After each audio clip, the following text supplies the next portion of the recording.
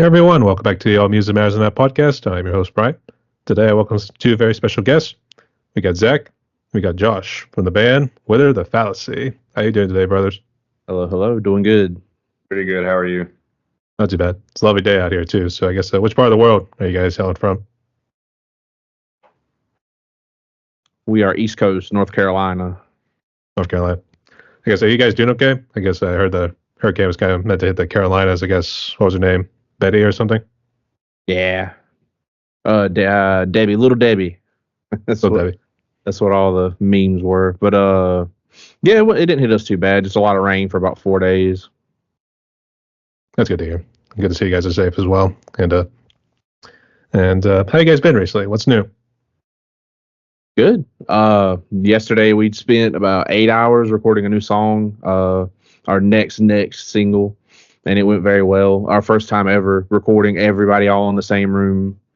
It went really well. Normally we'll, record our parts and send them in, but we decided to all kind of get together in the same room with our producer and knock everything out. It went really well. That's very good to hear.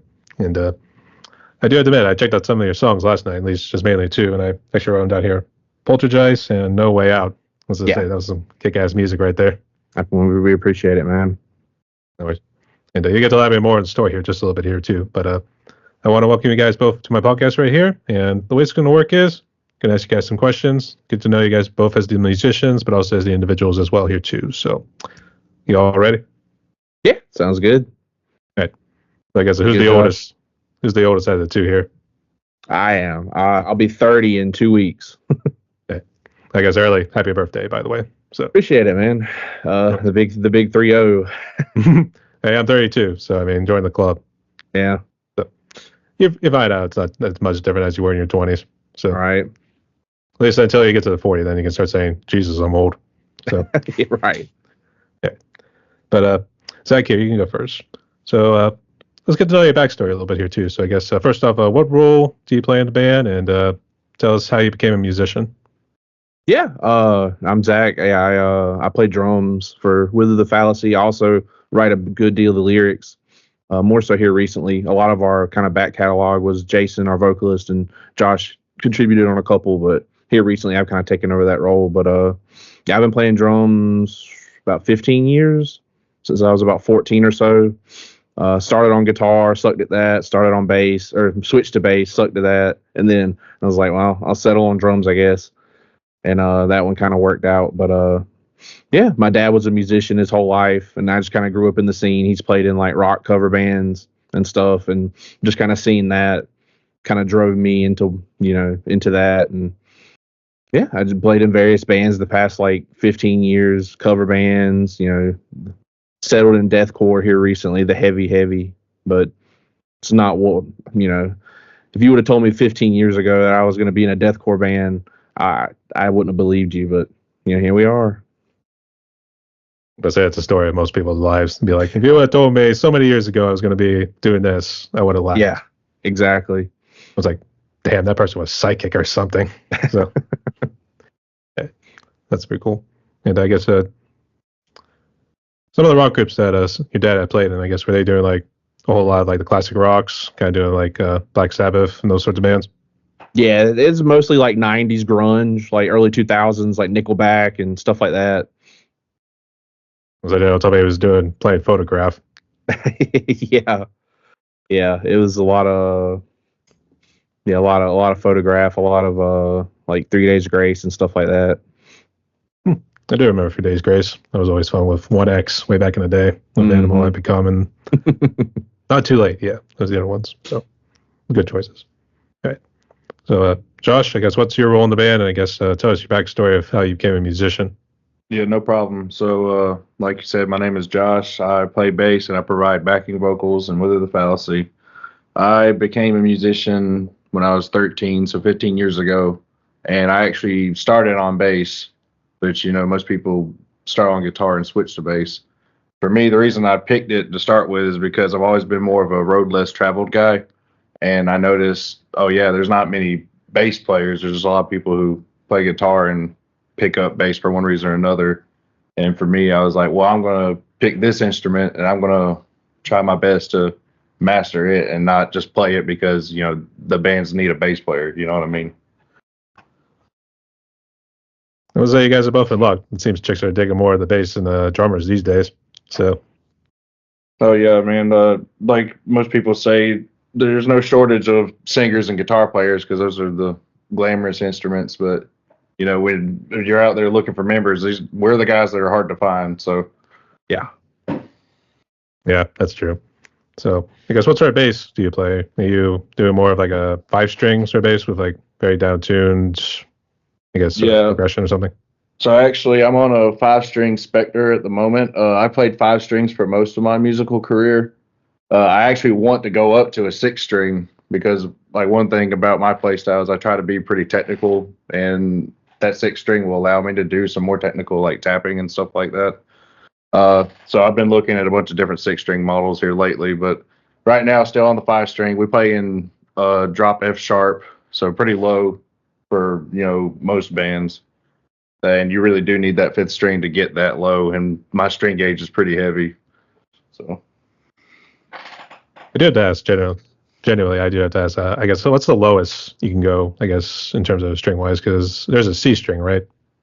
on my bass, it's like when you're talking about 5-string basses, you'll generally call that string the low B, even though you're not tuned to B.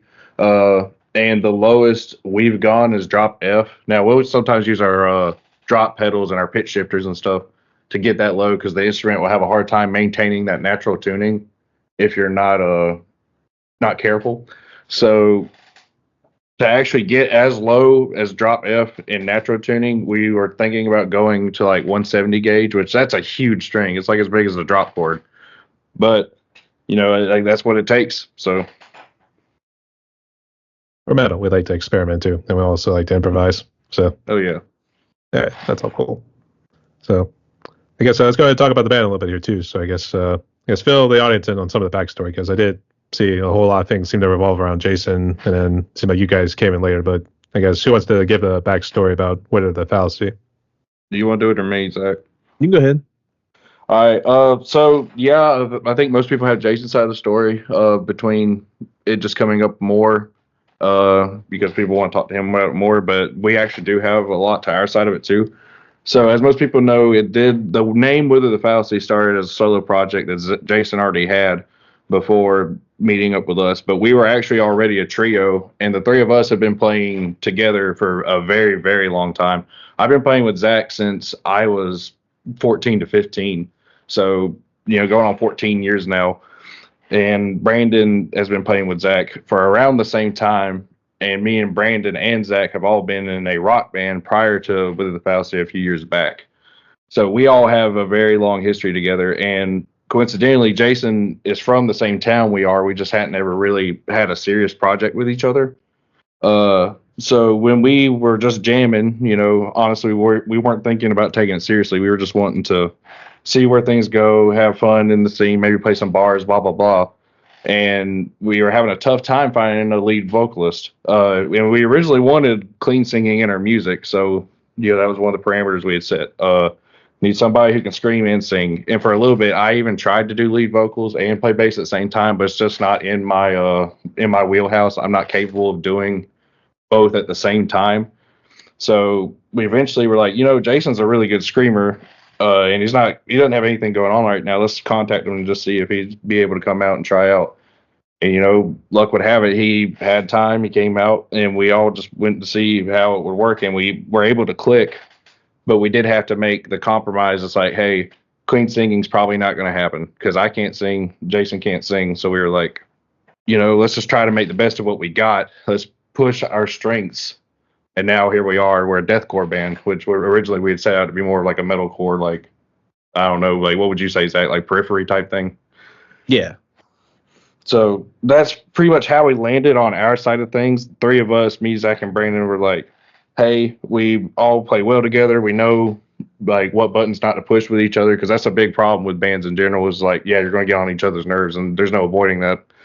So we were like, let's just see how things go with Jason. And, you know, here we are. We're going a year strong. None of us predicted that we're going to end up playing the kind of music we do, but it's working, man. What can I say? I'm going to say you just stuck around in those choir classes to help you with your singing voice. Yeah, I mean, it's never too late to learn. That's what everybody will tell you, but it's the time, man. Yeah, I wish we could like eventually work it in. And who knows? I can't predict the future. It might happen one day, but as of right now, nah. Hey, I'll leave it up to you, but it's totally up to you. So I can see why.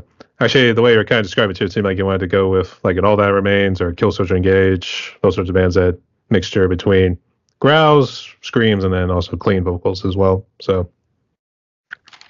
Right. and I guess speaking of which, I guess would you say those bands were perhaps your biggest influence in terms of the instruments you guys play? Yeah, guess that we'll would start be with- much better for that. I think, yeah, like influences personally and then for the band are like pretty drastically different.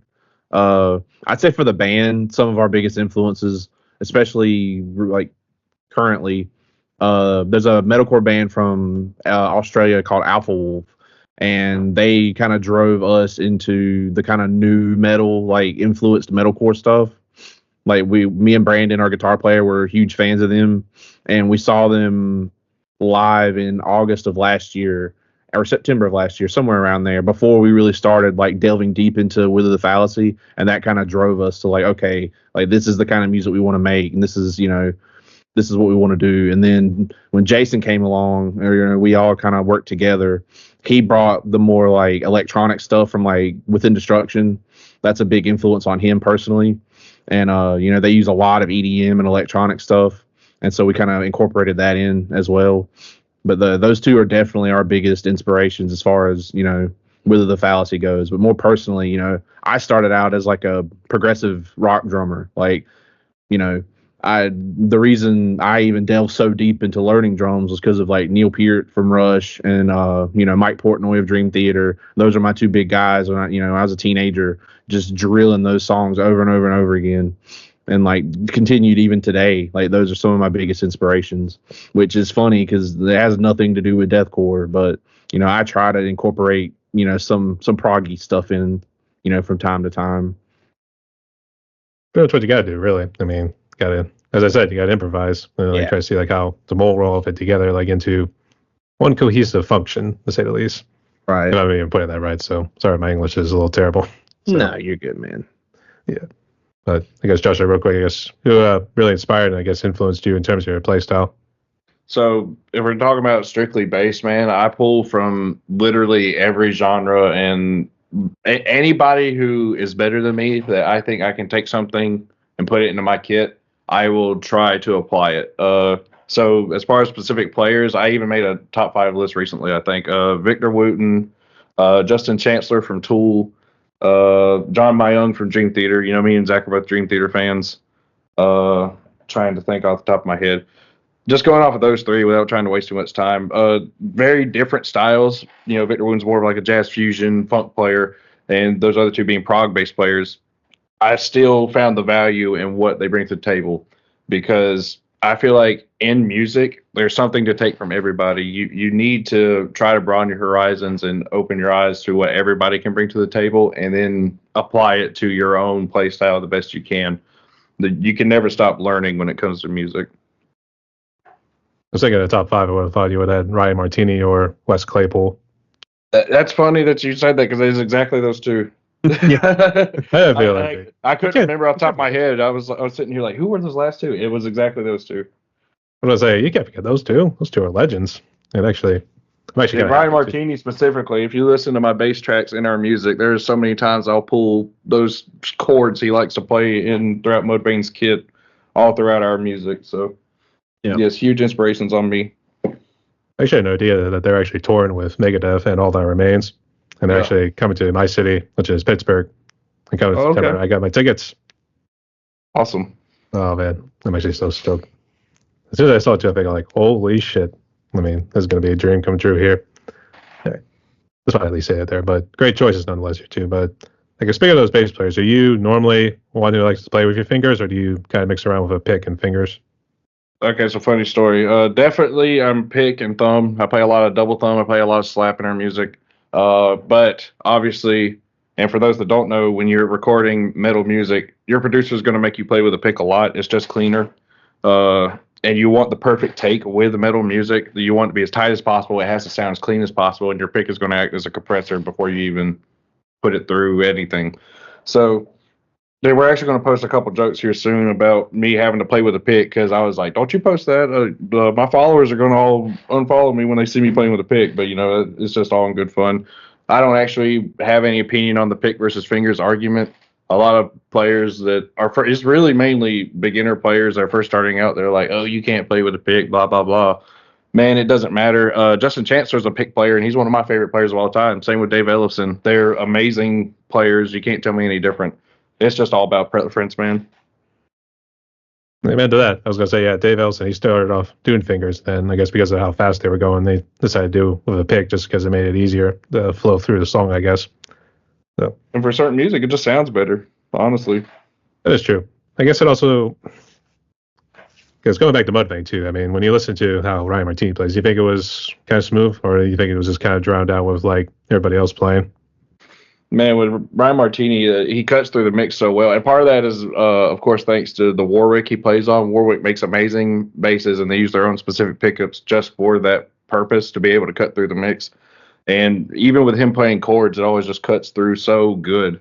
Honestly, I've been thinking about picking up a Warwick myself for similar reasons, but yeah, man, Brian's tone and his playability, everything he puts into Mudvayne's music is just huge to me. As I said, he's one of my biggest influences on my playing. It was like it could be an early Christmas present to yourself. Yeah. All right. That's all cool nonetheless. So great choices. So I guess how would you describe like the genre of music? Because the way Spotify, or at least that little description in Spotify was kind of describing like the music, it seemed like you have deathcore elements, but you have EDM.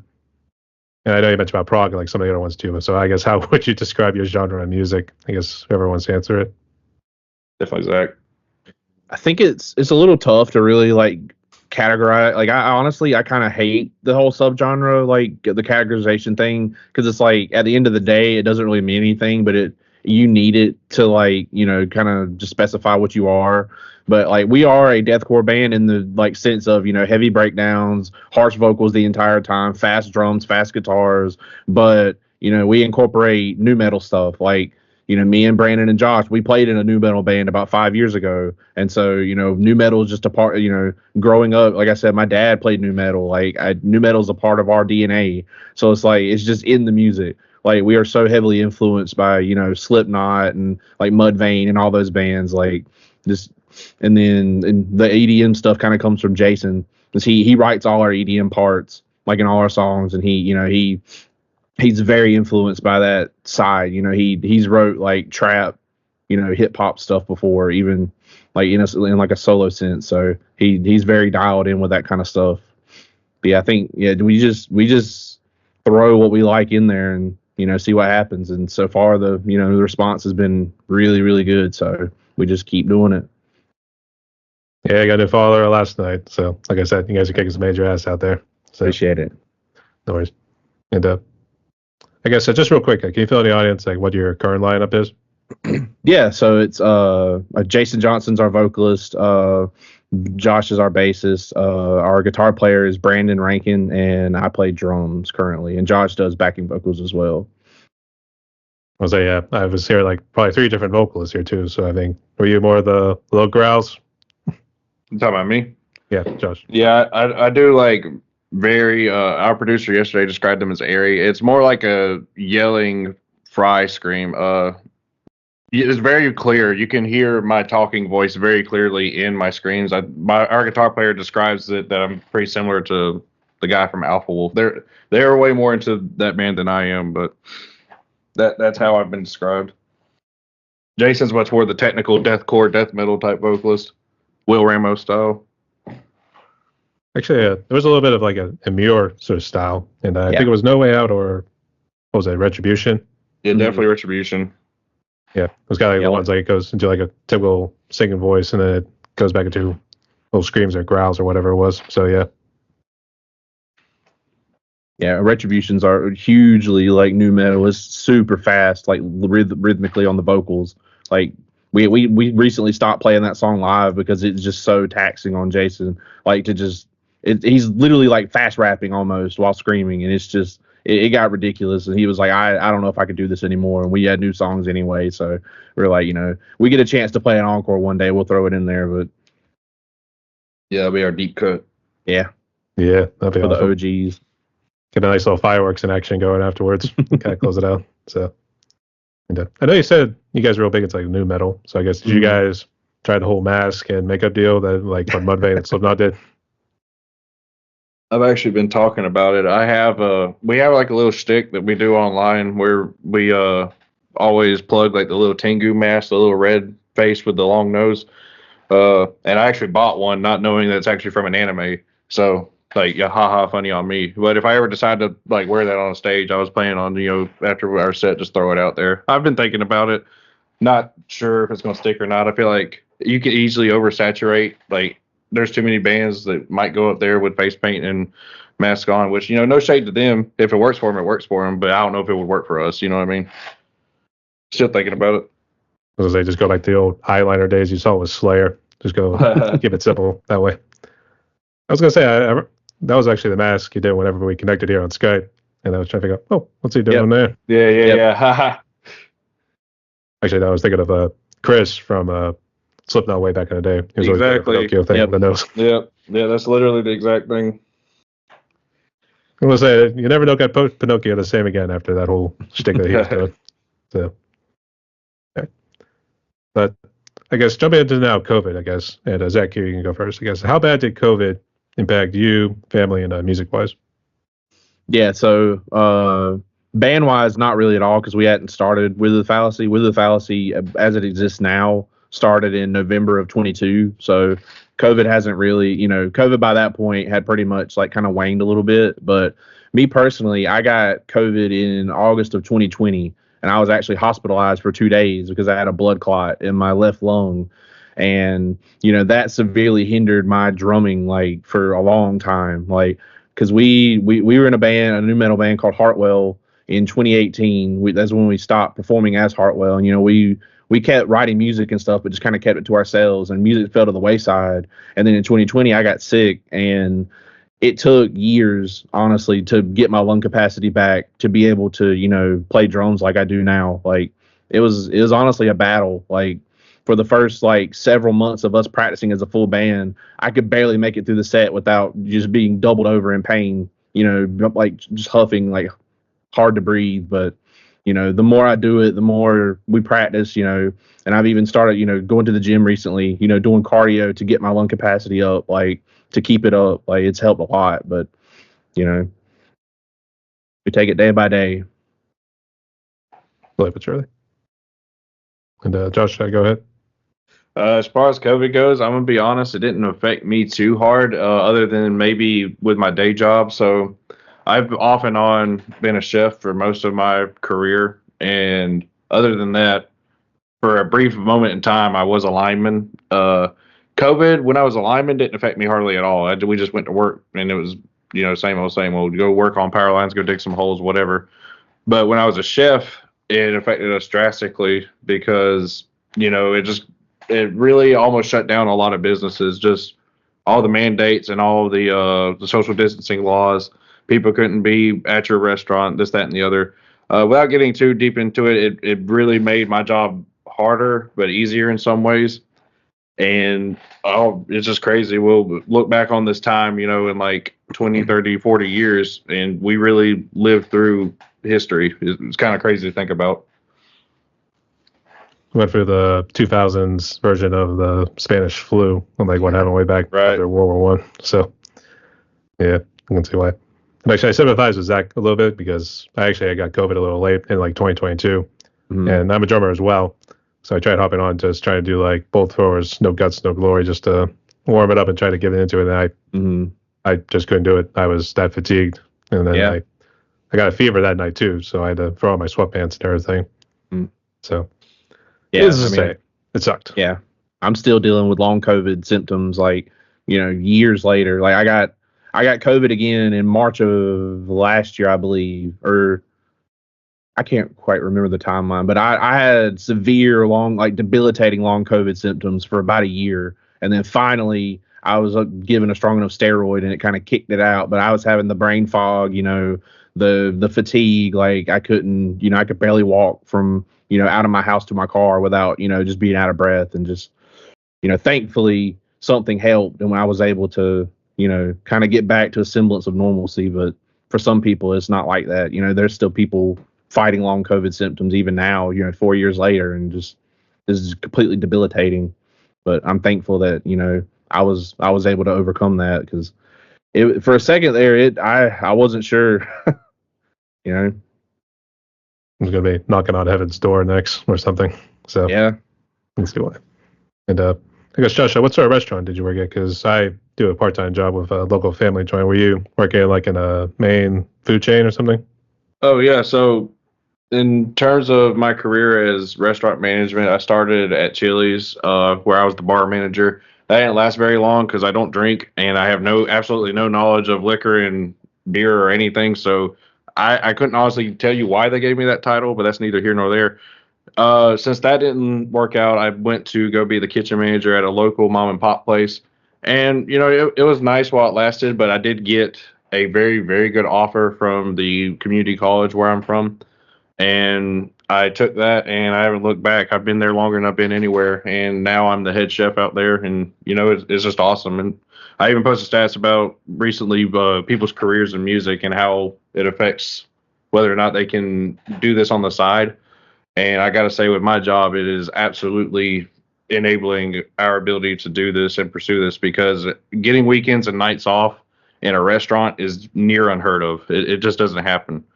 But, I lucked out, and, I just view myself as blessed every day that I have this job. I tell myself all the time, anytime I have a hard day at this job, I compare it to hard days at other jobs, and I'm like, oh, yeah, I'm all right.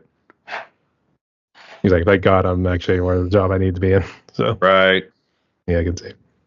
And actually, first time when you said lineman too, I was thinking like, oh, we see a Carolina Panther lineman or something. No, sir. I'm way too small for that. Those are overtried. Actually, are you guys close to Charlotte, or are you guys like more in like a middle of the state or close to Greensboro? About Yeah, an we're hour definitely out. Yeah. We're on the South Carolina border. Okay. And the next part of the question here that also deals with COVID too, I guess. How bad did COVID impact like the music scene in your neck of the woods, or do you guys travel to like the various cities and towns that have like good venues? I think for a lot of it, like, we weren't really in the music scene, when COVID was really popping off, but I know just like kind of tangentially that, it really, really hindered the music scene here for about 2 years. Like, several venues closed down, several bands broke up because, there just wasn't any, they couldn't practice. Like, it completely shut down the music scene for about 2 years here. And luckily, when we started up getting into this music scene, it was starting to thrive again. And, thankfully it's booming here. Honestly, like, North South Carolina it's huge. Like, we've got several venues, several promoters, like, we're getting huge shows like coming through. Like, it's really boomed since COVID. Thankfully, I know a lot of places, it just kind of died out because of COVID, but thankfully it definitely got in a fresh life here. I'm not sure Josh wasn't throwing anything, but what's that? So as far as COVID affecting the music scene, I wasn't too knowledgeable. We were on, I don't want to say hiatus, because we did meet up every now and then to play with each other, but we really were not trying to play seriously for a good few years there. It wasn't until really we got a hold of Jason that we were like, okay, maybe there's something here that's worth pursuing. So I don't have much of a comment on how it affected the music scene, honestly. Most of the places I've seen, or at least talked about in my interviews, they mostly would say that it was always downwards, and then COVID just seemed to like propel it even further down. Almost it would be like absolute zero or something like that. Nowadays, it's more like people want to do more of the cover or the tribute bands. So you get more of your Journeys and all those sorts of bands. We're always going to sing "Don't Stop Believing." So yeah, that's definitely big here, especially in our hometown. Like, our hometown has a big bar scene, and like there is just 3 or 4 cover bands. Like, the music scene, and specifically just our hometown, is just rock cover bands, country cover bands, and it's abysmal, honestly. But I mean, they like doing it, I guess. The same people that I used to play in bands with 15 years ago are still playing the same songs 15 years later in the same town. So it's like, they must enjoy it some for some reason. I don't know. Just get them drunk enough, they won't know that there's a difference between the Jason Aldean song or Darius Rucker's Wagon Wheel. Exactly. So, I guess, Josh, did you ever work in a restaurant where they had like live music? No, not live music. So a lot of that you'll find mainly in bigger cities or like the beach is probably where you'll find it the most. I would have always wanted to work at a place like that, but like I said, man, where I am now, it's really hard to imagine me ever moving to restaurants. So the way I'm set up now is I'm either going to retire from the community college or I'm going to become a musician and make it big. And it's one way or the other. That'd be nice. I would say the restaurant I work at, since it's a local family joint, it's always you never get like full bands, but you get like people who like do acoustic guitars. Oh yeah, like open mics, open mic nights, yeah, that sort of deal. Yeah. So it's all fun and games. So and just to go back to COVID, it's good to see you guys are doing well. They're made in. Zach, good to have you along here for the riot, bud. Yeah, I'm glad to be here. That's good. And but you get now to elaborate more on the gear that you guys use. So I guess Zach, outside of Dexter's laboratory behind you there, I guess what sort of gear do you have? So yeah, I'm rocking a Mapex kit. I've been playing it since 2017. I got it when we were in our previous band and just kind of carried over. I almost sold it actually, like during COVID, to just for some money, and I had a couple offers fall through, which thankful now because I didn't have to buy a whole new kit when we started up with the Fallacy. But yeah, Mapex, and I always, forever and ever, will play Zildjian cymbals. I've been a Zildjian boy since day one, and I will never ever play another cymbal unless they give me money to. He's looking at Feisty. Yeah, Feisty. Yeah. We're talking to you. Feisty, Meinl, probably not Sabian, but who knows? Oh God. If they gave me free cymbals, I will fold. But yeah, Zildjian cymbals, and then that's pretty much it. I mean, I'm not a big kit guy. I wish I could be, but just growing up with the prog drummers like Neil Peart and Mike Portnoy, they have the 7 toms and 30 cymbals and gongs and all that stuff. And I wish I could have stuff like that, but it's not practical when you're in a local band, like trying to set up all that stuff. Like I started out with two rack toms and then 2 floor toms.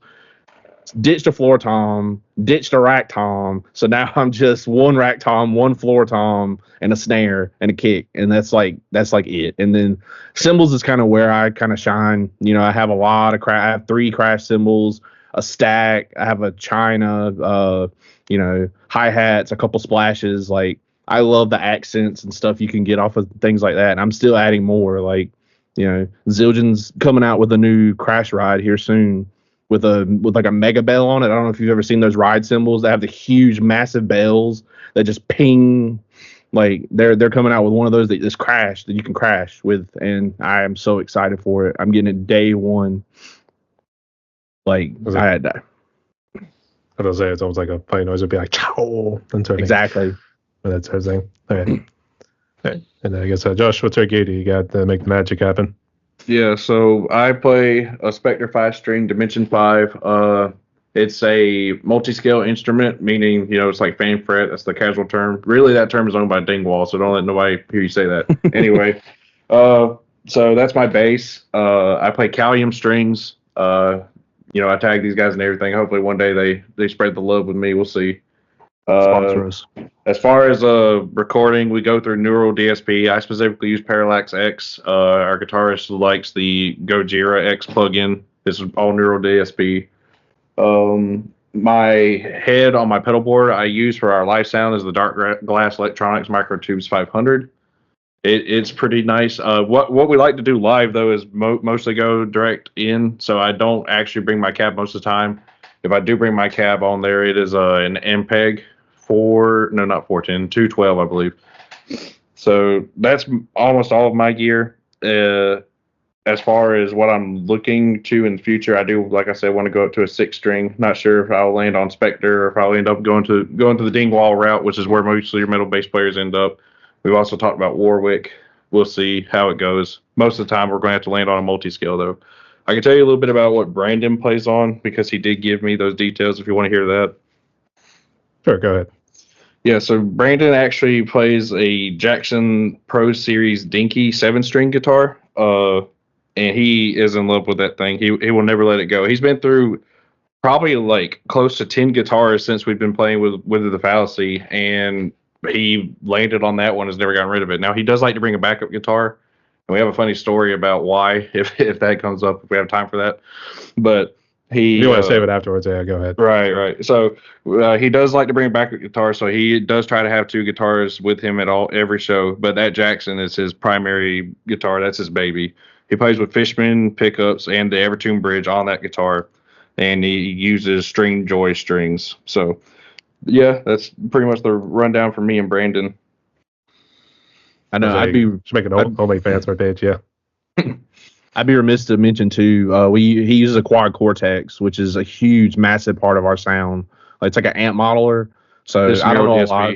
Yeah, Neuro DSP. I don't know a lot about it, but I definitely have to mention that because that has been a game changer for us. Like, used to in our old bands, it's like you have a big pedal board with distortion pedals and noise gates and all that stuff, and now it's like all that's built into one device, and you can sculpt your tone perfectly. It's insane. Like, honestly. As I quote Sergeant Hartman from Full Metal Jacket, "This is the only pussy that you need to be fucking now." So exactly. Well, that was very paraphrased, but you get the idea. It was along those lines. So sorry for any Full Metal Jacket fans, but you get the idea. So I guess, Josh, what was the funny story you wanted to talk about? Yeah, so as far as why we bring a backup guitar to literally every show, and I think this is ironically the only time he didn't bring his second guitar. We played a show at Ridgeville Roadhouse. This was this in 24 or 23, Zach? It was February 24. Yeah, so we played at a show at Ridgeville Roadhouse, and we were opening, and you know how we do. We go up there and we go crazy. We like to make sure that everybody remembers us by showing up, showing out, and having a good time. So we were doing that, and all of a sudden his strap button breaks on his Ibanez, and it about crashes to the floor. He caught it before it got that bad. But after that it's kind of like, what am I supposed to do? I don't have a backup guitar. So man, it was just a rough time. And after that, we were like, yeah, backup guitar every time. I need to get me a backup bass for the exact same reason. Because funny story again, that exact same thing happened to me just at the house. So hey guys, any guitar players, bass players, make sure you replace the screws in your strap buttons and make sure you have a backup ready, because it will happen to everyone. It's crazy. I'd say that, or go easy on the jumping around sort of. Hey man, if I gotta pick one of the two, I'm gonna still jump. I would say you're supposed to save that for exercise. So though I have to admit, at the same time, for people who do guitars as well as bass, even jumping around too, I'm amazed you guys are even able to stay in time, let alone know what note to play next. Because anytime I move my head around, because I do drum covers on my drums, I tend to lose track of what I'm actually doing. So I feel like I cannot move my head around a whole lot here too. Otherwise, I'm going to lose focus, to say the least. So, yeah, I mean, that's big things to our in-ear monitors. Having a click track going, it helps a lot. Even if you lose your spot, you just hone in on the click and get right back into the game. That's true. Okay. I know you guys mentioned about some of the other bands you've been a part of here too. So Zach, you can go first, I guess. How many bands have you been a part of? And I guess you want to share any funny stories with any one of them. Go ahead. I mean, I can just run through the history. I started out in a pop punk metalcore band with Josh. He was our bassist. That was not good. We played locally, and then I started a just straight pop punk band with Brandon, our guitar player. He was on bass at the time, and we played for a couple years. And then, through me already being friends with Josh and then meeting Brandon and all of us becoming friends, we formed our new metal band in 2016 ish. And that lasted till about 2018, and then that died out. And then you have several people, hey, join my band, and I was a part of several of those, and then we never practiced, or it just fell apart. And then with the Fallacy, me and Josh and Brandon all decided collectively, we were like, hey, we love playing music, we all want to play live again. Let's do this one more time. We're almost 30. We've been doing this for, half our lives at this point. Let's do this one more time. We'll give it our all. We'll buy the best equipment we can. We all have great jobs. When we were teenagers, we were playing with, I was playing with busted cymbals and, broken sticks taped together with duct tape because I couldn't afford anything else. Legitimately, You can ask Josh. Like it was not good, and now we were like, we're gonna give this one more try, and that it worked out. Like, I mean, so far. So far, so good. So what? Yep. As they would say. Yeah. Yeah. So, Josh, how many bands outside of maybe a couple of ones that Zach had mentioned there? Because it seems like you guys kind of jumped around here a little bit, you too. So, I guess Yeah, there's a lot of crossover. This actually circles back around to what I said earlier. So, bass and drums are highly coveted in the local scene. So, anybody listening, pick up one of those two. You'll find a job. I promise. So, because of that, yeah, we've been in a lot of bands together, and like he mentioned, Brandon also plays bass. So if you're going to throw a rock at the board of bass players, it's going to be me or Brandon. If you throw a rock at the board of drummers, it's only Zach. So that's why there's going to be a lot of crossover. As far as I can sympathize with what he said about people approaching you and be like, hey, you want to jam some time, and most 99% of the time the session will fall through. The 1% of the time it doesn't fall through. You go out there and you just don't mesh. That happened to me a lot. So like he said, we were like, let's just give it a good college try. See what happens. We're not going to even put too much stock into it. That was when it was just me, him, and Brandon. And here we are. It just happened to work out the way it has so far. That's pretty good, yeah. But you're all right in terms of drummers and basses always being on the help wanted list the most. Right. And so yeah. Let's see why. Because you guys are kicking some ass right there. But also taking up drums too. It's also a good workout method. So. Oh yeah, absolutely. Oh yeah. We don't need no stinking gym. We just go ahead and hit something legally. So. Hey, that's what I always say. People say, like drums aren't cardio. Hell if it ain't, man. Like especially you're playing like any type of metal or metalcore or anything like that. Like with double bass, like you are breaking a sweat and you are. You're giving it your all. Like I'm doing my marathon right here with double bass. So exactly. So thing to it. All right. So I guess my next one right here in terms of like creating a song, for instance. So I guess since you guys seem to share in the responsibility of writing the lyrics, sometimes when you're creating a new song, do you have like lyrics written and then try to put the music around it, or do you always maybe start with the riff and then bring in the lyrics last? Yeah, so our process it's pretty much the same for most songs. I know you mentioned Poltergeist earlier, which is our most recent single. That one was a little different because all those lyrics are Josh. He's had those lyrics for a long time. I can let him kind of like elaborate on that a little bit if he wants to, but like that song was written kind of differently. The lyrics came first in that case, and then we had a song. We had a song. And we were like, well, what do we want this to be about? And Josh was like, well, I got these lyrics, and I read through them, and I was like, these lyrics are amazing. Like we have to use these in something. And so and then Jason took Josh's lyrics and just formatted them to the song, to like the phrasing and stuff like that to better fit it. And but most times songs start with Brandon. He writes all of our songs basically. He'll like program a drum beat and then write guitar to the drums, and then it comes to me and I'll change the drums to what I would play, because all our drums are programmed right now just because it's cheaper and it sounds good, like, so it's easier to do that right now. And then once I get the drums and we have the full song structure, I'll sit down with the song and I have a list of like a dozen song names, and I'll read through the list. I'm like, okay, what do I feel like writing about right now? And it's like, okay, well, I want to write about, how much I hate the government. I want to write about, how sad I feel. Like I want to write about a bad breakup. It's like, I'll just pluck that song name and then write the song about that. That's my writing process for lyrics. And then, Josh can kind of speak more on to how he comes up with his bass parts and stuff like that. But after that, the song gets sent to Jason. He learns, the vocal, the kind of vocal patterns and stuff he wants to do and figures that out. And he also writes the EDM electronic stuff for all our songs. So he gets this track around the same time I do. And so we all just kind of come together and coalesce on that.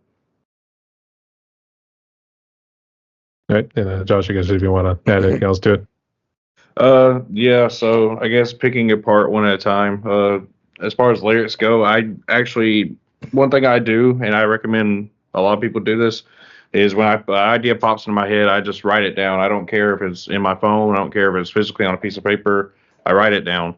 And I do that so I can come back to it when I either have time or when can just expand on it and further develop the idea. And specifically with Poltergeist, so I don't want to get too deep into the subject matter of the song. It's a pretty dark subject matter song, and I don't feel that that's very appropriate for this setting. But I had something I really wanted to talk about because it's a topic I'm very passionate about and personal to me. So I was like, okay, well, let's take that topic and come back to it when I can. I came back to it, and what I did essentially was go into like a stream of consciousness and just spit my feelings onto the paper. And then from there, the funny part about lyric writing is you're like, okay, well, these have to rhyme or they have to flow somehow. So what you end up having to do is, use Google or whatever to get synonyms of words or like find meter that makes sense for the lyrics. And that is essentially what I did with Poltergeist. Run it through that kind of filter, and then I presented it to the band. And I have like a little book with like lyrics that like I just spit onto the page all the time, and some of them have made it to the band, some of them haven't. And that's pretty much where I sit with lyric writing. As far as bass goes, what I do is, like he said, wait on Brandon to approach me with a guitar part. And one thing that as a bass player, I don't like to do, as long as I can help it, is just follow the guitar. If you can, 9 times out of 10, I feel like it is the bass player's job to find the gap in the sound between the guitar and the drums and fill it up. So that doesn't always mean just play what the guitar is playing. Sometimes you have to play something different. Sometimes you have to find the space between the melody and the backing track to fill that spot up. So like you'll find a lot of times in our songs, I'm not just playing what the guitar is playing. I'll be playing something completely different, or I'll be following the kick drum or whatever. So that's what I do. I just wait for Brandon to approach me, and then I just mess around with it till something works. Knowing a little bit of music theory definitely helps. And I did want to touch on with Jason too.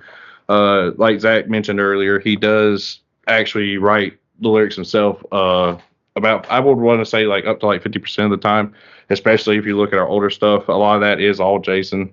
So he definitely does his fair share of the lyricism as well. Let's say it almost seems like an English class where you guys do like a little first draft and then review it and be like, oh wait, let's add this little lyric into it. So oh yeah, that's what it sounded like too. And the way Scott described like the whole bass patterns and everything too, it was almost like okay, we find a nice little sweet spot right there, and then throw in a nice little bass pattern, something right to make Ryan Martini proud. Yeah, that's the goal. I can see. I think Zach already touched on it too, but I guess just to reiterate, I guess what do your lyrics normally like to delve into? Because it seemed like Retribution was like a very bad breakup, and needless to say, it almost sounded like taking revenge. That's a funny way to describe that.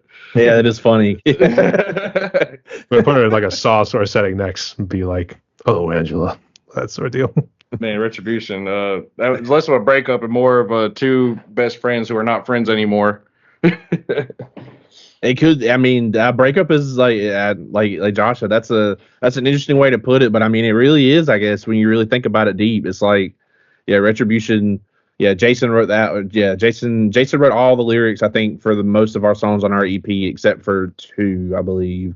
But yeah, that one's about, I like to say, we came a Plague of Hatred, which is the name of our debut EP. That was a Josh lyric, and like he wrote the lyrics to our first single, Wrath, and so that became synonymous with every song on that. It just kind of like happened like that. It wasn't like intentional or anything, but when you kind of go down the list, it's like Retribution is, a Plague of Hatred. When you think about it, it's like Retribution is about hating an old friend. And then it's like, Wrath is about hating humanity. And then you got our song Sanctimonious, which is about hating fake people in the music scene. And then you've got, what else? Cross the Line is about hating your job. And then it's like, yeah, Infected with Life is about hating life, like, or hating the life that you were kind of like given, essentially. And so it's like a Plague of Hatred just kind of became a blanket for everything, and it kind of worked out perfectly for that. But yeah, our our lyrics delve into a lot of like different places. We've got No Way Out. I forgot about that one. That one's about hating yourself. Yeah, when I was reading over the questions for for this podcast and like how I was going to prep for it. When we got to the what are your lyrics about question, I just wrote being mad about stuff. Yep. It does not matter about the mood. We are always going to be mad about something. And actually, that's how Carnifex does it too. It does not matter what mood they're in. They could be the most happiest people in the world. The lyrics and the music's always going to be pissed off about something. Yep. So, I mean, that's good music. But I would say, I mean, going back to Retribution, I mean, I heard the word bitch, so I'm assuming it was. I mean, I would assume it was a bad breakup. So, and hey, I mean, it goes both ways nowadays. So yeah, we're in the 21st century. So absolutely, anything goes. So, right. But fair enough, right there too. So keep rocking on there. And so in terms of challenges next, and I guess Josh can probably go first on this since he seems to do the job with the restaurant and also working with the group here too. So I guess Josh, outside maybe the restaurant here too, I guess what other challenges do you face being a musician these days? The biggest thing, the number one answer for this question that we always say is scheduling. It is by far the toughest part of our exact situation because we all work full times. Brandon's a father. 3 of us are married. And then on top of that, you want to have a normal social life too, because obviously music is our passion. We love it to death, but we all have other things that we also like. Like, you know, me and Zach are big gamers. I have a lot of friends I want to spend time with. Outside of that, I need to devote time to my wife, things like that. So we're caught in this situation where it's like, do we have time to play this show? That is like every time we get a show offer, that's the first thing we say is like, hey, can we make this work? And then we pull our hair out trying to make it work. And if we can, we play it. If we can't, then we have to say we're sorry. And, you know, that part kind of sucks. It always sucks a little bit to turn down a show because somebody approached us saying, hey, we like you guys. We want you to come play because we know that you guys are entertaining. We know that you guys will draw a crowd, and we would love to see you here. And to tell them no, man, it breaks my heart a little bit every single time. But, you know, like I said, it's an unfortunate reality. That's just what it is. And a lot of it is your day job getting in the way. Now, I praise my day job to death with my schedule, but it's still not perfect. You know, like I would love to be able to play a show on a Wednesday at 6 p.m., but sometimes like it's like, hey, man, I got to work in the morning. I'm sorry. So that is by far my biggest issue with it. And I know a lot of people, it's money. Fortunately, because we all do have day jobs, we are able to make it work. And then the band is self-sustaining to a certain extent between merchandise and you know, seeing back pay on things like that. So we are able to overcome the money part of it for the most part. There still are challenges, but definitely scheduling is our number one. If Zach wants to weigh in. Yeah, I think he said it perfectly. I mean, scheduling is really, really difficult. Like you said, for, you know, people with, you know, families and, you know, wives and, you know, friends and stuff like that. And I think for me, another one is like, as a musician, it's hard to break into the music scene itself. Like when you're first starting out, if you don't already have connections, like say, you know, all of us, luckily, you know, we've been playing music for 15 years. So we had friends who are still in bands, who are promoters, you know, who offer us our first shows, like as a band, you know, that we were lucky for that. But there are so many bands that start out and it's like they just don't know where to go. Like you don't know who to talk to. Like that's a big obstacle. I mean, there's still promoters in our area. We've been playing shows for over a year now, and there's still some promoters in our area who haven't reached out to us. Like, and we've been trying. You know, we email these people. We like comment on their posts on Facebook. Like, hey, we want to come to your area and play a show there. And it's like, you know, that we just get ignored constantly. So it's like, you know, there's still hardships. Like, it just is what it is. And I mean, it's part of the game. Yeah. I mean, we don't hold any hate or grudge towards these people. Like, I mean, it just is what it is, part of the game, you know. And thankfully, we've got friends, you know, now who've seen us and believe in us, you know, and, you know, push us to the next level, you know. And it's just, we're thankful that people believe in us that much now, you know. That's for sure. And I guess who handles like the marketing side? Because it seems like you guys certainly do a good job of that, because that was normally another challenge.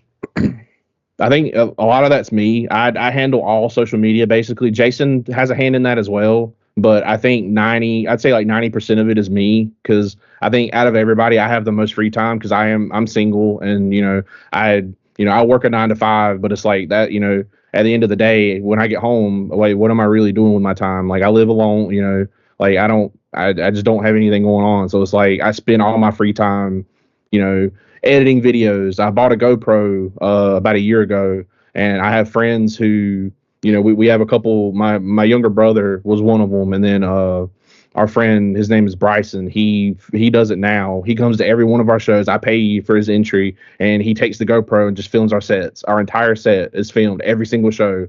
There's maybe we played probably close to 20 to 30 shows at this point, and there's only maybe 2 shows that we don't have footage of, like, just from the GoPro. Like, and that's a big part of our game, is like the social media stuff.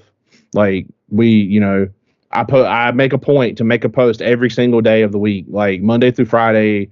Like, I try not to miss a day. Post a reel, post a meme, like anything, because if people are seeing your name, it doesn't matter what it is, they're gonna say, "Hey, I remember, Wither the Fallacy. I saw that," and it's like you got to keep your name in people's heads, and TikTok's a big part of that now too. Like, TikTok is insane for growth these days.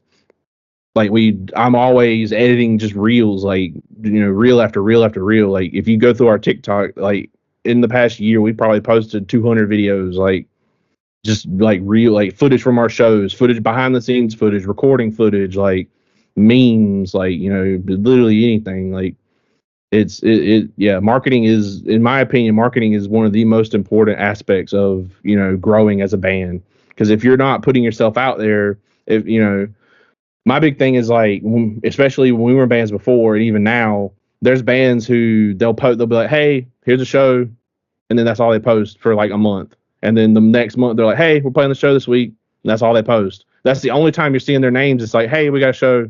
It's like, that's it. Like, there's no extra content. There's nothing. Like, and it's like, who's gonna care to come to your show? If they don't even know who you are. Like, you need to be marketing more and more and more and more, as much as possible. Like, that's a big aspect I think a lot of bands miss. I think that's one that I pride myself and, like, ourselves in, taking, like, controlling. Like, I feel like, I don't want to come across as like cocky, but I feel like we have one of the best social media games in our scene. Like, I don't see anybody else posting as much as us. I don't see anybody else doing content like we are. Like, nobody's doing the stuff we're doing. Like, I mean, it just is what it is. Like, and I've told friends, like, people have reached out to me in bands and are like, "Hey, like, what could we be doing?" I'm like, "Get a GoPro, film your shows. You don't even have to have somebody film it. Put it on a tripod. Like, it doesn't matter. You just need content." Like, just content, content, content. Like, you need it. Like, that's how you break out. Like, we're friends with a band called Divinicide, and, like, they're a local death metal band, and they've been doing really, really good on TikTok recently, and all they do is post memes, really. But, like, heavy metal memes, like, but they're getting 200, 300 likes on all their posts, and I'm like, that's awesome. Like, and that's getting people to go to their music, because what songs they play in the background of every video is their song. So it's like, it's honestly a genius way to get your music out there. Like, I don't know, I have a lot to say about marketing. Like, that's my wheelhouse.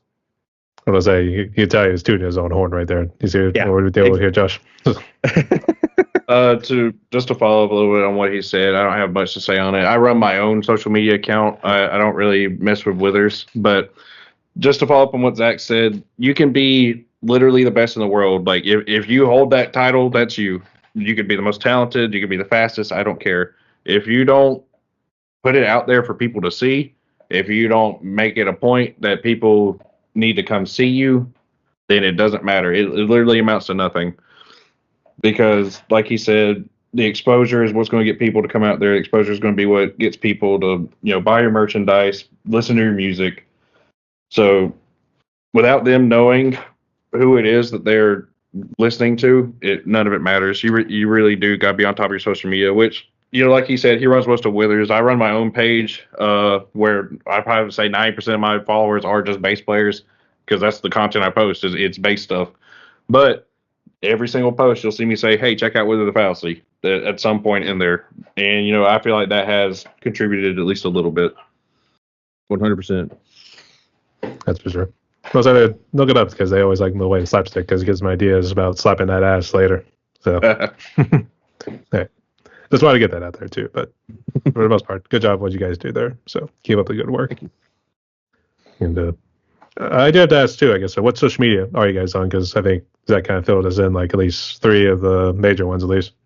Yeah, we're on pretty much everything except like Twitter, because in my opinion, I think Twitter it's a cesspool these days. Like, I don't think there's a point in having a Twitter unless you're already an established band. Like, if you're an up and coming band, you're not going to grow through Twitter. But we use Instagram, Facebook, TikTok, and YouTube. Those are our big ones. YouTube less so. It's just kind of hard to grow on YouTube, but we do post shorts there. YouTube shorts are like, any TikTok we make gets posted to YouTube shorts most times. Like, but those are the big 4 that we use. What's the story with TikTok? Because I thought they were kind of telling China, like, hey, sell us the rights and we'll turn into like AmTalk or something like that. So it's at least American made. Yeah. So from what I understand, I'm not super like knowledgeable on it, but from what I understand, they have a certain amount of time they have to sell it to find a buyer, basically an American buyer, and if they don't, then it's just going to get banned in America. But I know that TikTok is also suing the United States like court or whatever, because they're like, that ruling is like bullshit, like it's like that's stupid, and I agree with that. I think they've explained it that their servers are in America, their servers are controlled by American companies. Like China, they're not even a Chinese company anymore, so it's like, I don't know. I think it's stupid, but hopefully, because like I said, I think TikTok is the number one place where you grow your music as a band. So if TikTok goes, that's gonna be a massive blow to music everywhere. Like, I don't know, you see all these bands and like artists that their songs blow up on TikTok, and then now they're multi-million streams on Spotify because of it. Like, it's just like TikTok is the way to go, and if it dies, like that's gonna change the game forever. Like, I know that's how I found out about Kalnashi. I'm not on TikTok, but just because TikTok gets crossover with Facebook and YouTube Shorts, just hearing about their music from funny videos, that's how I found out about them, and they're a huge band now. So, Kalnashi. It's a little bit of an odd name, but I mean, hey, whatever works. Whatever floats your boat, I should say. So definitely check them out, man. What's the name of the song? I hate the sound of car keys. Yeah, that's the one from all the TikTok videos. Yeah, like car keys. Their vocalist has their vocalist has a super interesting like delivery.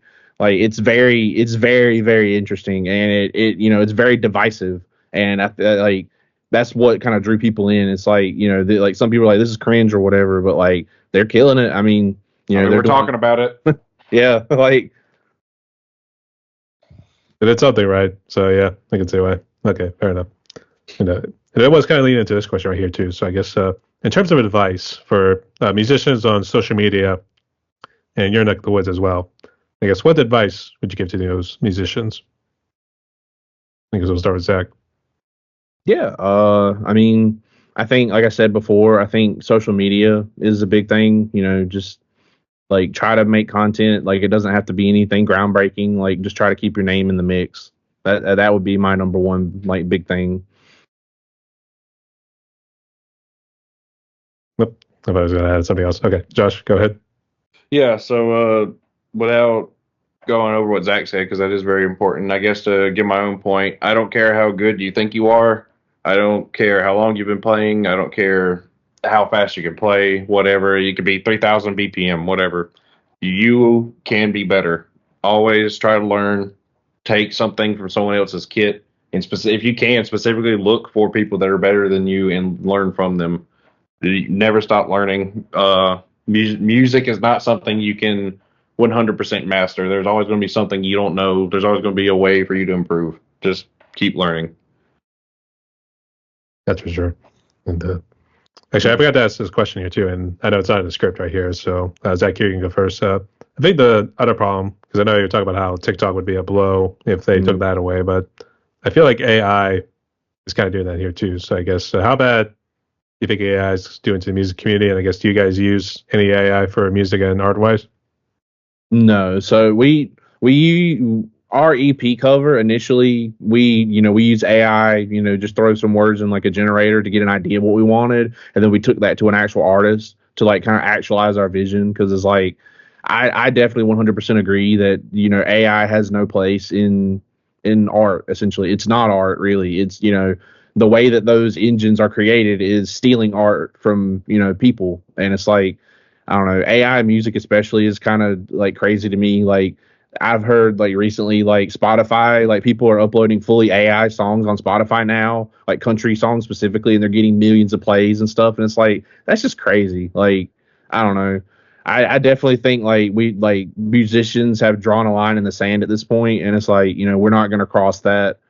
We're I think it's a big thing too, especially as for local bands to use AI art for their albums and EPs and stuff. Like, we've noticed that some people in our community have done that, and it's like, we don't think less of them for it. It's just like, we understand it costs money to get art made, and some people they'll pay $10 to Midjourney or whatever, and go in there and just type in what they want, and they'll just get it. And it sucks, and I wish that everybody could use an artist, because we need to art. Like, artists, there's hundreds, millions of artists out there that deserve to be paid, and it's like, I wish that people had the money to do that, but some people just don't. And I mean, I understand that, like, it just is what it is. But I definitely will never, us as a band, as long as I'm in it, we'll never use any sort of AI on anything. So I was like, I am putting my foot down on this right now. Yeah, so, absolutely. Because Josh is there. Was anything you wanted to add? It's a very complicated topic. So the obvious moral answer is to go, yes, AI is not art, and the end of discussion. But man, if we're getting really into the nitty gritty, people 20 years ago would tell you, how dare you program drums? That's the computer doing that. It's very nuanced if we want to get into the discussion, because, engineers put real time and real money and real effort into creating these softwares. I legitimately believe what Zach said is correct, that we need human artists to be the ones to create art. But 100 years from now, I'm not saying that we couldn't have a different opinion, because, like I said, programmed drums, man, while it's the most popular way to go now, 20 years ago, it was unheard of and unthinkable and immoral. You know what I mean? So, very complicated topic. Probably something we don't have time to really dive deep into today. But, yeah. Needs to be regulated, I think, for more of a shorter answer, to say the least. Yeah. So, yeah. At least so far, like, I don't know how they can tell, like, people are like low or tight on cash, and they just need like maybe something quick and easy just to do it that way. So, right, let's see why. But let's hope we get it regulated. Hopefully, whatever administration comes in next, but we'll see what happens. So, tread carefully. Okay.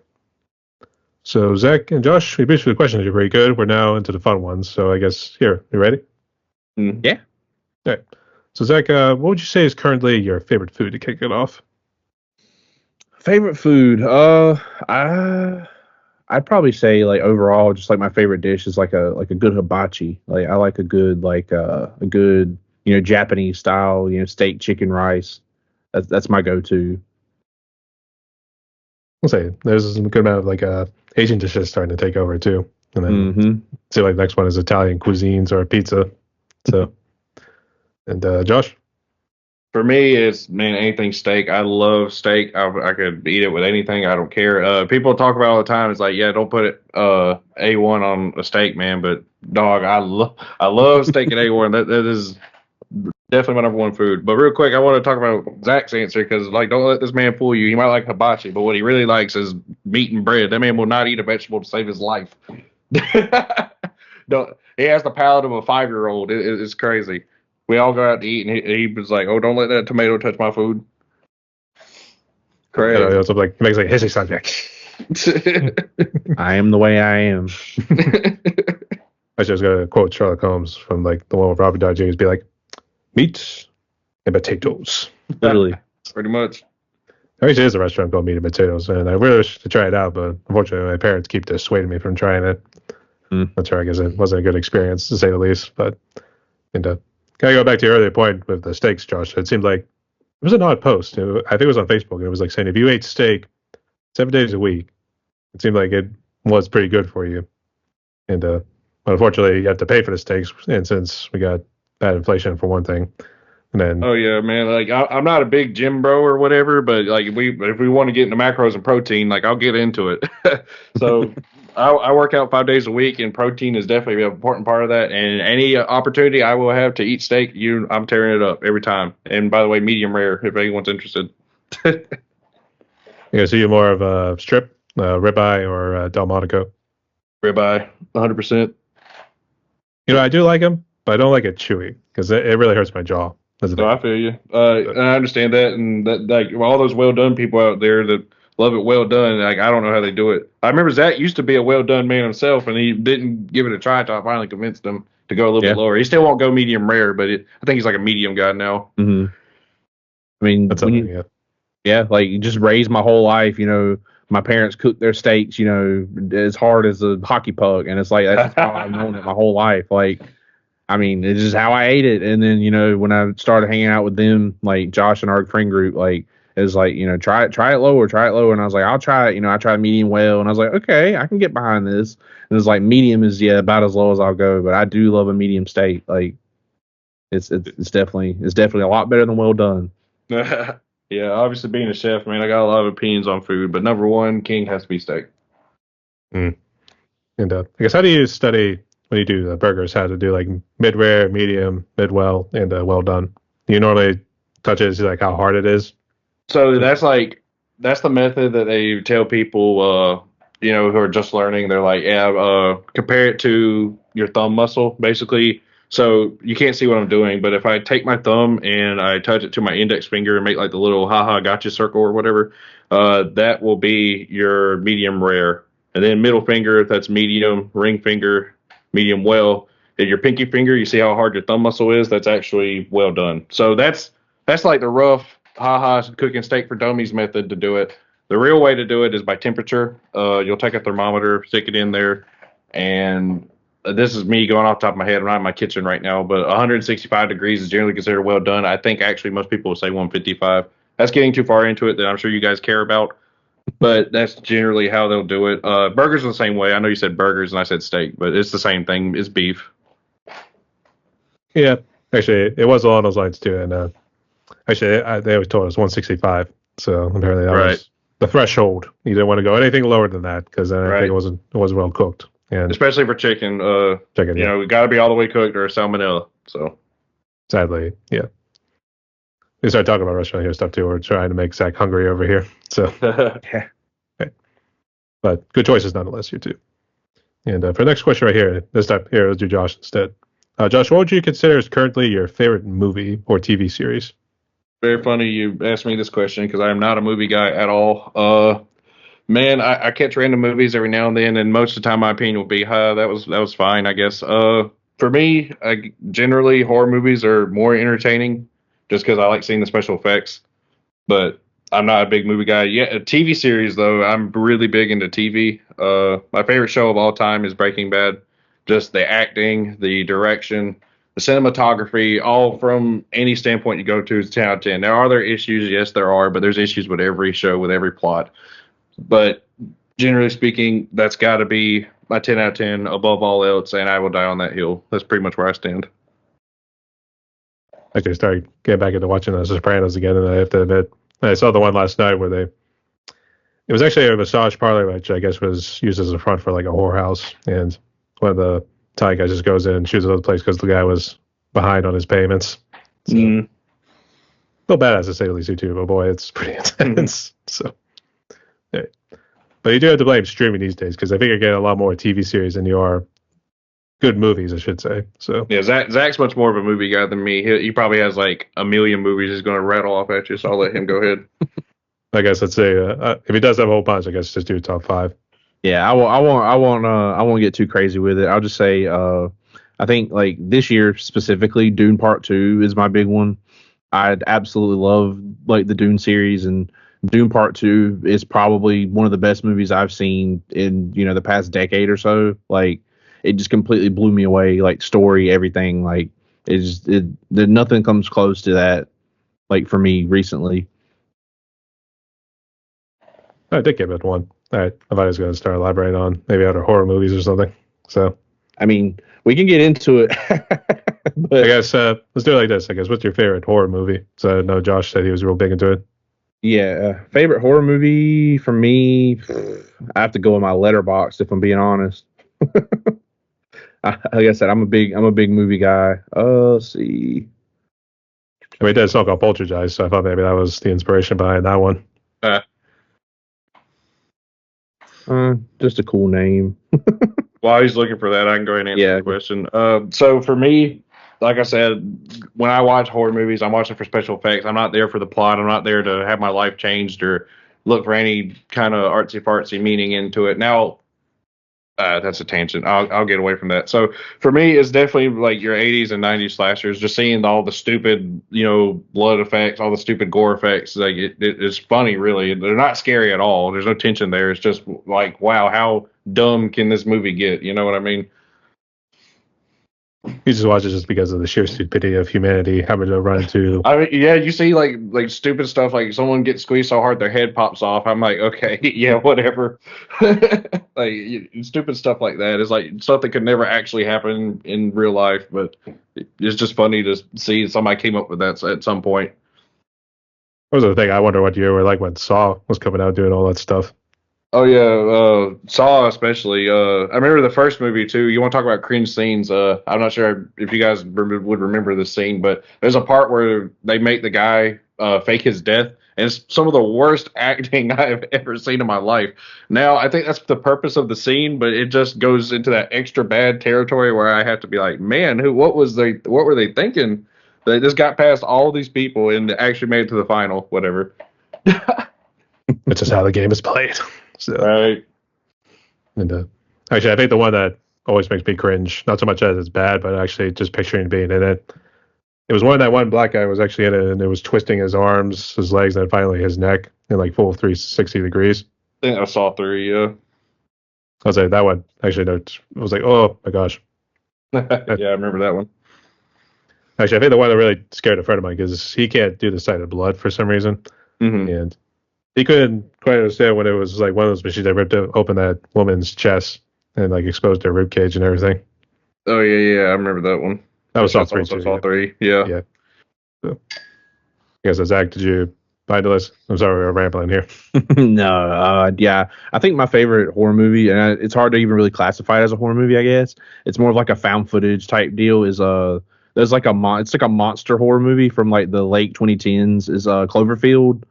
That's a big one for me. I do remember watching that one a good bit, and it was definitely different because it was more so with your camera these days. It wasn't your phone camera, for instance. It was more like a typical video recording camera. Yeah, I'm a big found footage guy. Like found footage horror is probably like my favorite horror genre. Like Blair Witch Project, Cloverfield, along those lines. It does feel more real, to be fair. I mean, they definitely make it feel more real in that case. So. I do have to ask about Josh about the whole Winnie the Pooh thing they're doing now with Blood and Honey. So I guess, did you think that was pretty terrible? I didn't watch it. Just the idea alone strayed me away from giving it a shot. The whole thing about Winnie the Pooh now being public domain is like, hey, now we can do any dumb thing we want to with it. I was like, oh my gosh, this is the first thing that came to you guys' heads. Yeah, didn't watch it. Watched a review of it, and yeah, it was exactly what I expected it to be. And I was like, okay, yeah, it wasn't worth me going out of my way to watch it. I'll keep my $20 for a different one. So actually, they're now going to do Steamboat Willie, and actually Rob Zombie's going to take that directing role of that one. So oh, really? Actually, yeah, they're going to do a Pinocchio one. So man, you have no idea why we do these things. Probably because we're all just idiots in some sort of way. So. I mean, it sells. That's the biggest thing because, like, I mentioned earlier with Kaunashi, we're sitting here talking about it. So, yeah, that's true. Yeah. So whatever sells. And hey, actually, it worked. It was only $100,000 budget, and they made like $5 million off of it. Exactly. Okay. For next fun questions here too, I guess, Zach, what would you say in terms of alcohol and non-alcoholic are your favorite drinks? I'm not a big drinker. I drink like casually for the most part, but I know. I'd say probably my favorite overall beverage is like Southern sweet tea. Like I drink that probably 99% of the time. I don't drink sodas anymore. You know, I cut out like most sugars. Like that's the only place I get any sugar at all is from Southern sweet tea. Like I'm a big Southern sweet tea guy. Well, Southern hospitality and drinking yeah. style, yeah. So, okay. And Josh? Yeah, I mentioned it earlier. I don't drink at all. I've never tasted alcohol in my life. But as far as non-alcoholic beverage, I don't drink sodas either. I'm a lemonade guy. But really, that started for me. I think I quit sodas 2 years ago or something like that. As a way to lose weight because I got pretty bad for a while there from letting myself go and cut back on sugar, cut back on anything unhealthy in my diet, and now I'm back down to lemonade. It's still not the best for you, still sugary, but baby steps. Just we're all working on our way to getting to a healthier lifestyle. I want to say BS in terms of like, yeah, did have taste alcohol in your life? Because I know my dad would give me like little tastes of like whiskey and like tequila every now and again. So I want to say your daddy probably did something. So, well, yeah, my dad wasn't actually around. No. So for me, it was just like different things going on in my life, and I made a personal promise to myself never to taste alcohol. So. Okay. Good job, then, dude. Good job. Appreciate it. So, okay. And Zach here for the last one, and this one I like to tweak a little bit here too, because I think it's fair to do one from the mainstream and one from the indie community. But what would you say is currently your favorite song in the mainstream world and in the indie community? Let's see. Here recently, it's going to be off the wall and random, but I've been listening to a lot of like European dance music. Like I'm a big like I don't know. Honestly, like I love heavy music. Like I'll always listen to heavy music, but I'm a big pop guy. Like I've been listening to a lot. Like Sabrina Carpenter, her new album comes out August 23rd, which is my birthday. Comes out the same day. And, I wore a Sabrina Carpenter shirt at our last show. Like big Sabrina Carpenter fan, big Leve fan. What else? Chapel Roan, like big pop. I'm a big female pop guy. But yeah, the EDM, the European stuff. There's a guy who was on Eurovision. His name is Joost Klein. He does like the dancey EDM stuff, and he's been my like on repeat. Like if I'm gaming, I'm almost always just jamming with Joost. Like it just gets me in the mood. And then for indie, let's see. It'd probably be easier if I just throw out like some local bands in our area that like I think like deserve a shout out. I think our friends at Divinacide, who I mentioned before, they played their first show as Divinacide the same day, the same show that we played our first show, and ever since then we've just been like the best of friends. Like that we've played with them 3 or 4 times. We got a show with them next Saturday. Like they're a death metal band from North Carolina. They're super duper sick. Their vocalist is he plays bass and does vocals, and it's just insane. Like they are really really awesome dudes and really great musicians. And then I'll also mention the shirt I'm actually wearing is Bunker Hill Bloodbath. They're a local like hardcore metalcore band. They're my favorite local band. They put on a show that like I it's hard to really find like a special band like locally that like blows me away, but they blew me away. Like I've seen them live twice now. We've only been able to play with them once, I believe, but they are really something special. They give me like Not Loose vibes. Like I'm like they're really really sick, and they're really cool dudes too. So those would be my 2 like kind of lesser indie shout outs. Those are great choices. And I do have actually one fella that was actually out of North Carolina. I'll tell you guys in a sec, but let's hear Josh's favorite bands. So favorite song is extremely hard to narrow down. For me right now, I guess I'm jamming Filth more than any other band. We played with them. They're from North Carolina. They did the whole thing, rise from local to, national touring band. So, props to them. They're awesome. And I've been blasting Southern Hostility, their album, for like the last few months, just on repeat. My favorite song of that is definitely Stay Gutter. The mix of hip hop new metal, and deathcore all into one. It's like, wow, you really made like my perfect song, pretty much. I'm a really big into hip hop and rap.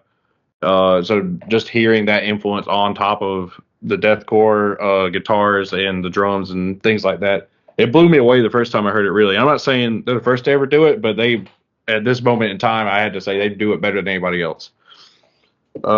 Locally, it's tough. I love Fault Reset. Those guys are awesome. Me and Patrick from Fault Reset, we did a bass battle on my page actually, and that's probably my second most popular video. Definitely, I would recommend people check that out and go give Fault Reset some love. Past that, man, like everybody in the scene really that we associate with deserves a shout out. Cadaver to Land, Attracting the Fall. I'm going off the top of my head. I don't want to forget anybody, but really anybody that I ever tag on my posts, I would just go give them a shout out. Go give them some love,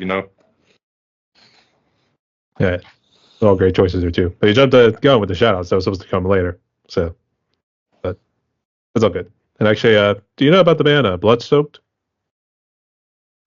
I don't think so. I don't think I've heard of them. Name's Peter Hasselbrack, and actually he lives out in North Carolina as well here too. He's actually part of the death metal and that slam sort of death metal as well. Gotcha. So he's traveled the world a good bit. So I recommend you guys go check him out. So Bloodstoked is for sure the band that he's normally part of. So Zach and Josh, we are down to one more question on my podcast right here. But I guess before we jump into it, did you guys have any questions for me or any final words you want to say before we jump into it? Well, I think I'm good. I do want to say, like, thank you for bringing us on. I'd absolutely love talking about the band, getting our information out there. You reached out to us, and, I'm very grateful for that. So thank you. Yeah, man, this has been a blast. Always happy to, talk with people about our history and get us out there. It means a lot that people are willing to, hear what we got to say, because we've been sitting on here BSing for an hour, but just people that like will listen to it, and that feeling is, one of the best feelings in the world. So, I'm sure. I think we might have found Zach's new passion in marketing. So, yeah. So, yeah, it'd be a nice little side hustle here too. You gotta help out. I mean, if anybody wants to pay me to make their social media content, I will do it. All right. All right. We'll hold you to it. Okay. So there's no other questions here. We'll jump into the last one here too. And Zach, you can go first. Okay. So, given what COVID has done, obviously, Zach, you probably went through the worst part of it too, with being hospitalized and even struggling through it, and maybe even struggling through it now. And I know, Josh, you've been pretty blessed. But for those musicians and people who perhaps gone through something similar that Zach has done through, or very much are affected by anything else in their lives, what sort of message of hope do you give to musicians and people out there as we try to move forward in the post-COVID world? I think it's important to never kind of lapse on your vision. Stay true to yourself. Like, stay humble. Like, I think that's like a big thing for us and for me, and like personally, like, I think being humble in the music scene or in life, even, like, if you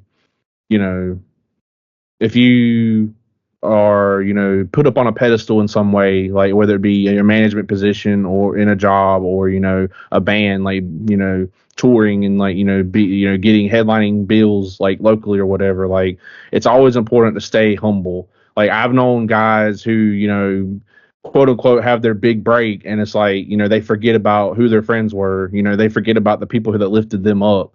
And I think that's a big thing for us is we always want to keep these connections. Like, we want to keep keep these people that we've made friends with over the past year and a half. Like, we want to keep them in our lives no matter what. Like, hopefully 5-10 years from now, we'll be selling out like across the world, hopefully, is the goal. And even then, we still want to, bring our friends, our local friends along with us. Like, want to pull them up, like, and I would hope that they would do the same. Like, I think just being humble is my big thing. Just, stay true to yourself and don't compromise for anything. Like, just be yourself and you'll succeed.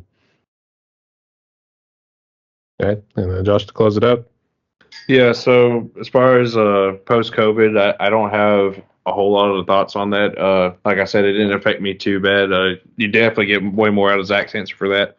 But as far as a message of hope, the way I think about it even if there's a single person that wants to consume what you create, whether it's art, music, poetry, I don't care. If there is one person that looks forward to what you do, it is worth doing. Do not stop for anything. If you're passionate about it, don't look down on it. Just, and like I said, this goes back into my earlier message, keep learning, continue building upon yourself. And as long as there's even one person out there and that person can be yourself, it's worth creating. Just wanted to pause, make sure you got all the steam out and everything too. But all right. And to quote Tarantino, spoke like a true prodigies. So, okay. So Zach and Josh, we reached the end of my podcast right here, and boy, oh boy, we talked for a good hour and 37 minutes right here. So that's pretty damn good. And I guess you guys got any shout outs? Any final words you want to say? Now we can give the shout outs. So, well, again, I thank you for bringing us on. We had a great time, and I'd love to do it again someday. And I'll shout out Brandon and Jason, our vocalist and guitar player. They couldn't be here, but without them, Wither the Fallacy doesn't exist in the way that it does. And we're forever grateful for them, for what they give to the band, and what they give to what we give to each other as just people. I'd like to shout them out, and hopefully we'll get to hear from them soon. Yep. Yeah, so Josh? Man, as far as shout outs go, I could sit here for an hour and list off every band that I think deserves attention. But like I said, if you follow my page, follow our page, we're always tagging people. Please give them some love. Every one of them deserves it. Just be on the lookout for anybody we're playing with.